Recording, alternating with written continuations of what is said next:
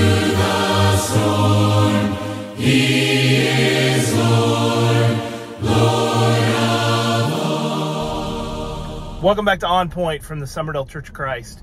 I'm here, just pump gas here at the Shell station. I actually tried to record On Point outside, and between the noise and the traffic on Highway 59, a couple people looking at me real strange pumping gas, and mostly because Britney Spears was playing over the loudspeaker, and I thought you'd probably be more focused on Britney Spears instead of what our devotional will be today. In John chapter 4, the story of the woman in the well, and I know we've used that before in an On Point example, but there's something really interesting that happens with the story. Of course, Jesus invites the woman to drink living water. She'll never have to thirst again, and that's an interesting part of the story.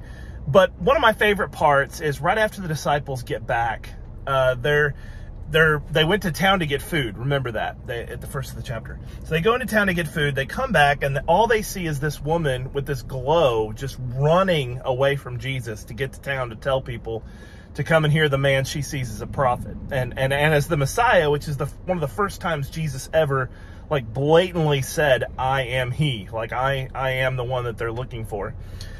But he says to his disciples he's not hungry. And he says, "I have food that you don't know about." What is Jesus talking about? Jesus is talking about spiritual fuel, that's the living water, and spiritual food, which is this bread that he's eating. And he's not talking about himself as the bread of life. He's talking about the actual food that's in front of him.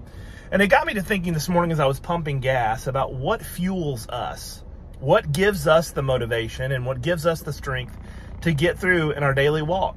We have to have gasoline in a car, or if you're an electric person, you have to have it charged up before you take off on a trip, or you will end up being completely empty. What fuels you? What fuels you? You say, well, my fuel is on the grace and the love and the mercy of God. That's wonderful. I think that's wonderful.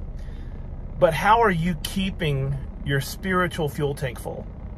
Are you spending enough time in prayer every day before you go out and conquer your day? Are you spending enough time studying the Word of God to give you a message of hope and inspiration and encouragement? And yes, sometimes a little kick in the rear end to remind us that we have a job to do. We have work to do as we live on this earth. I'm going to encourage you to put the right kind of fuel in your tank.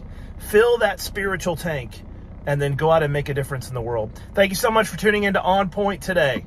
Through the storm, He is Lord, Lord